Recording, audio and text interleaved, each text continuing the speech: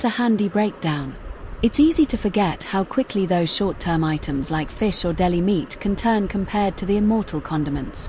To keep things even simpler, a common tip is to keep a permanent marker near the fridge to date containers the moment you open them. It saves you from the sniff test later on. Would you like me to create a printable cheat sheet or a quick summary list you can save to your phone for easy reference? Opened refrigerator food has varied shelf lives. Milk lasts $/sim $5 days.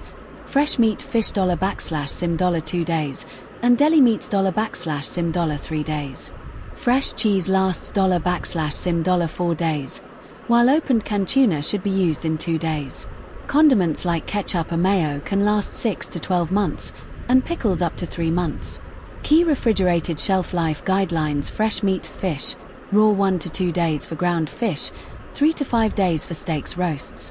Milk, opened $/sim $5 days. Deli or lunch meats, opened 3 to 5 days. Soft cheese, opened 1 to 2 weeks.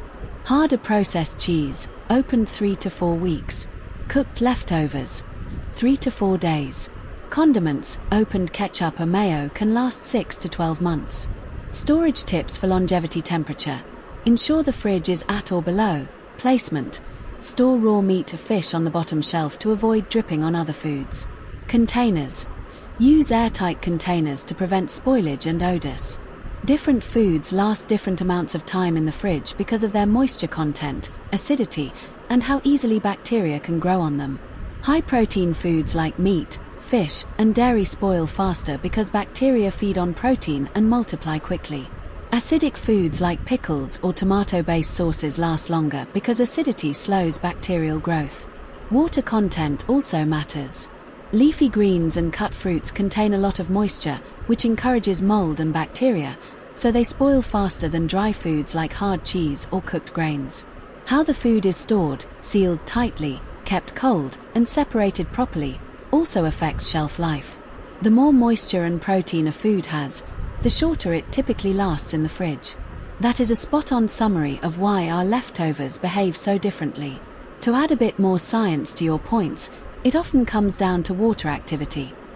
It's not just how much water is in the food, but how much of it is free for bacteria to use. 1. For example, honey has high moisture but very low water activity because the sugar binds the water, making it last forever. 1. Your point about acidity is also the reason why a bowl of leftover pasta with tomato sauce usually stays safe longer than a bowl of plain cooked chicken. 1. 2. Would you like a quick reference chart for common fridge items based on these categories? Or are you looking to see how specific storage containers, like vacuum sealing, change these rules? Refrigerated food shelf life varies based on moisture, acidity, and protein content, which dictate how quickly bacteria multiply. High-protein, moist items, meats, dairy, spoil rapidly, 2 to 5 days, while acidic foods, pickles, sauces, and low-moisture items last longer. Proper storage, keeping items sealed, separated, and below 4 degrees Celsius slow spoilage. Factors influencing spoilage: speed. High protein and moisture, spoil faster: raw chicken fish, 2 days, raw ground meat, 1 to 2 days, cooked leftovers, 3 to 4 days, and soft dairy. These provide high nutrition for bacteria. Low moisture, spoil slower: hard cheeses, nuts, and dry cured meats. Bacteria need water, so dry foods stay safe longer. High acidity pH, spoil slower: pickles, fermented products, and acidic sauces inhibit microbial growth, acting as natural preservatives. Storage best practices to extend life. Temperature. Ensure the fridge is below 4 degrees Celsius (F) to minimize bacterial multiplication. Separation. Keep raw meat on the bottom shelf to prevent dripping. Sealing. Use airtight containers to stop humidity and moisture changes. Promptness. Refrigerate leftovers within 2 hours of cooking.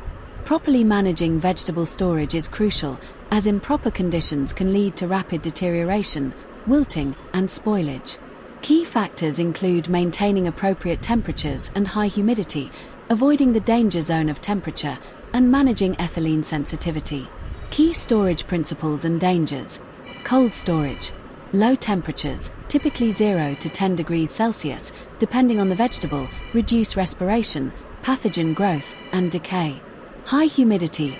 Most vegetables require 85 to 95% relative humidity to prevent water loss, wilting, and shrinking.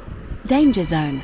Storing tropical slightly sensitive vegetables, e.g., tomatoes, cucumbers, below 10 degrees Celsius 50 degrees Fahrenheit can cause chilling injury, leading to pitting, surface decay, and a loss of flavor. Dry versus high humidity. While some items like onions and garlic prefer dry conditions, most vegetables, leafy greens, root vegetables, will wither and become limp if the environment is too dry. Dead or spoiled produce. Poor storage results in dead tissue, characterized by shriveling, mummification, discoloration, or secondary bacterial infection, soft rot. Ethylene management. Separating ethylene-producing items, e.g., apples, tomatoes, from sensitive produce, e.g., leafy greens, carrots, is crucial to avoid premature ripening and decay. Storage recommendations. Cold and high humidity, 0 to 4 degrees Celsius apples, carrots, leafy greens, broccoli. Cool and high humidity, 4 to 10 degrees Celsius potatoes, cucumbers, peppers, tomatoes, can be damaged by extreme cold.